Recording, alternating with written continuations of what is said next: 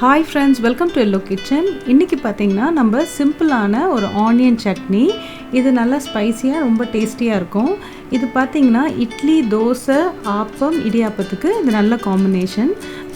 இது பாத்தீங்கன்னா ரொம்ப ஈஸியா நீங்க செஞ்சிரலாம்.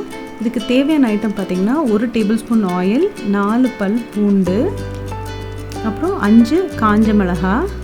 இதை நல்லா வதக்கிடுங்க. இதை நான் லோ ஃப்ளேமில் தான் நான் குக் பண்ணுறேன். இப்போ இதை நல்லா வதக்கிட்டு ஆனியன் ஒரு 2 நம்பர் ஆட் பண்ணியிருக்கேன். இதையும் நல்லா வதக்கிடுங்க. கருவேப்பிலை ஒரு ஃபியூ ஆட் பண்ணியிருக்கேன். அப்புறம் புளி ஒரு நெல்லிக்காய் சைஸ் அதை ஊற வச்சு ஆட் பண்ணியிருக்கேன். இப்போ ஹை ஃப்ளேமில் நம்ம குக் பண்ணணும். ஒரு 2-3 மினிட்ஸ் தான் நம்ம இது மாதிரி வதக்கிட்டே இருக்கணும். இப்போ இதை ஆஃப் பண்ணிடலாம். இதை ஆற வச்சுட்டு நம்ம மிக்சியில் போட்டு அரைச்சிட்டு அதுலேயே உப்பு போட்டு திருப்பி அரைச்சிருங்க. இப்போ இதை தாளிக்கிறதுக்கு நான் 1 டேபிள் ஸ்பூன் நல்லெண்ணெய் யூஸ் பண்ணுறேன்.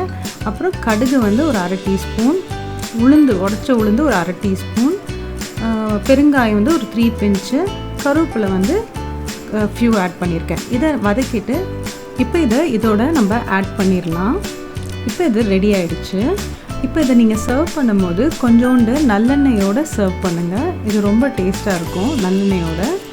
நீங்கள் என்ன இன்ஸ்டாகிராம்லேயும் ஃபாலோ பண்ணலாம். உங்களுக்கு என்னோடய எல்லோ கிச்சன் சேனல் பிடிச்சிருந்தா லைக் பண்ணுங்கள், ஷேர் பண்ணுங்கள், சப்ஸ்கிரைப் பண்ணுங்கள். மறக்காமல் கீழே இருக்க பெல் ஐக்கானை கிளிக் பண்ணுங்கள். தேங்க்யூ.